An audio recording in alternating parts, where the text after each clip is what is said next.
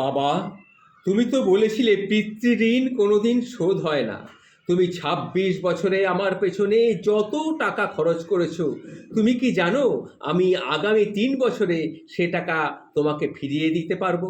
তখন বাবা বলছেন কিছুটা মুচকি হেসে, তাহলে একটা গল্প শুনবি? ছেলেটা কিছু অপ্রস্তুত হয়ে গেল, নিচু স্বরে বলল, বলো বাবা, আমি তোমার গল্পটা শুনবো। তোর বয়স যখন ৪ বছর, তখন আমার মাসিক আয় ছিল ২০০০ টাকা। ওই টাকায় সংসার চালানোর কষ্ট বাড়ির কাউকে কখনো বুঝতে দিইনি আমি। আমি আমার সাধ্যের মধ্যে সব চেষ্টা করেছি তোর মাকে সুখী করতে। তোকে যেবার স্কুলে ভর্তি করলাম, সেবারই প্রথম আমরা দুজন, আমি আর তোর মা, পরিকল্পনা করেছিলাম আমরা তোর পড়ার খরচের বিনিময়ে কিছু ত্যাগ করব। সে বছর তোর মাকে কিছুই দিতে পারিনি আমি। তুই তখন কলেজে উঠলি, আমাদের অবস্থা তখন মোটামুটি একটু ভালো হয়েছে, কিন্তু খুব কষ্ট হয়েছিল যখন তোর মা খুব অসুস্থ হয়ে পড়েছিল। ঔষধ কেনার জন্যে রোজ রোজ ওভারটাইম করে, বাসে করে, পায়ে হেঁটে, ঘামে ভিজে বাড়ি ফিরতে খুব দুর্বিষহ লাগতো আমার। কিন্তু কাউকে কখনো কিছু আমি বুঝতে দিইনি, এমনকি তোর মাকেও কিন্তু আমি কিচ্ছু বুঝতে দিইনি। একদিন শোরুম থেকে একটা বাইক দেখে আসলাম। সে রাতে আমি স্বপ্নেও দেখেছিলাম আমি বাইক চড়ে যাচ্ছি। কিন্তু পরের দিন তুই বায়না ধরলি ল্যাপটপের জন্যে। তোর কষ্টে আমার কষ্ট হয় বাবা। আমি তোকে ল্যাপটপটা কিনে দিয়েছিলাম, কি মনে আছে তো? আমি তোকে ল্যাপটপটা কিন্তু কিনে দিয়েছিলাম। আর তখনকার ১ টাকায় তোর এখনকার ১ পয়সা। অর্থাৎ সেই সময় টাকার যে ভ্যালু ছিল, এখন তার থেকে অনেক কমে গেছে। তখনকার ১ টাকা, এখনকার ১ পয়সা। সুতরাং আমি সেই সময় যে টাকা পয়সাগুলো খরচা করেছি, সেই খরচা তুই কিন্তু এখন আর দিতে পারবি না আমাকে। সেই সময় তুই সারা রাত দেখে গান শুনেছিস, পিকনিক করেছিস, ট্যুর করেছিস, কনসার্ট করেছিস। তোর প্রতিটা দিন ছিল স্বপ্নের মতো। আর তোর ১০০ টাকা নিয়ে আমি এখন সুগার মাপাই, জানিস? আমার মাছ খাওয়া নিষেধ, মাংস খাওয়া নিষেধ, খরচ করি বলা তোর টাকা নিয়ে। তাই আমি কল্পনার হাট বসাই।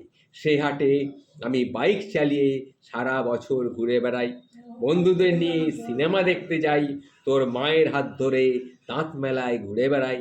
বাবারা নাকি খারুস টাইপের হয়, আমিও আমার বাবাকে তাই ভাবতাম। পুরুষ থেকে পিতা হতে আমার কোনো কষ্ট হয়নি, সব কষ্ট তোর মা সহ্য করেছে। কিন্তু বিশ্বাস কর বাবা, বিশ্বাস কর, পিতা থেকে দায়িত্বশীল পিতা হবার কষ্ট একজন পিতাই শুধু বোঝে রে, একজন পিতাই শুধু বোঝে। যুগে যুগে সর্বস্থানে মাতৃবন্দনা হলেও পিতৃবন্দনা কোথাও দেখেছিস? পিতৃবন্দনা আমি আশাও করি না। সন্তানের প্রতি ভালোবাসা কোনো পিতা হয়তো প্রকাশ করতে পারে না, তবে কোনো পিতা কখনো সন্তানের প্রতি দায়িত্ব পালনে কখনো বিচ্যুত হয় না। আমি তোর পেছনে আমার যে কষ্টার্জিত অর্থ ব্যয় করেছি, তা হয়তো তুই ৩ বছরে শোধ করতে পারবি, কিন্তু যৌবনে আমার যে স্বপ্নগুলো ছিল, যে স্বপ্নের কাঠামোতে দাঁড়িয়ে তুই আজ তোর ঋণ শোধের কথা বলছিস, সেই স্বপ্নগুলো কি আর কোনোদিন বাস্তবে রূপ পাবে? আর যদি বলিস বাবা, আমি তোমার টাকা না তোমার ভালোবাসা সব কিছু তোমাকে ফিরিয়ে দেবো, তাহলে বলবো বাবাদের ভালোবাসা কখনো ফিরিয়ে দেওয়া যায় না। তোকে আমি একটা প্রশ্ন করি, ধর তুই আর তোর খোকা ৩ জন মিলে একটা নৌকায় বসে আছিস। হঠাৎ নৌকাটা ডুবতে শুরু করলো। যে কোনো একজনকে তুই বাঁচাতে পারবি, তুই কাকে বাঁচাবি? ছেলেটা হাজার চেষ্টা করে হলেও এক চুল ঠোঁট নাড়াতে পারছে না, উত্তর দিতে পারবে না। বাবা, ছেলেরা বাবা হয়, বাবা কখনো কিন্তু ছেলে হতে পারে না। পৃথিবীতে সবচেয়ে ভারী জিনিস কি জানিস? পিতার কাঁধে পুত্রের লাশ। আমি শুধু আল্লাহর কাছে, আমি শুধু ভগবানের কাছে একটা জিনিস চাই, আমার শেষ যাত্রায় যেন আমার ছেলের কাঁধে চড়ে আমি যেতে পারি। তাহলেই তুই আমার ঋণ শোধ করতে পারবি। তোকে কোলে নেওয়ার ঋণ, তোকে বড় করে তোলার ঋণ। এটুকু করিস, তাহলেই হবে বাবা, তাহলেই হবে। মনে রাখিস বাবা, মনে রাখিস। আমাকে ভুলে যাস না বাবা, এই বৃদ্ধ বয়সে এসে আমাকে তুই ভুলে যাস না।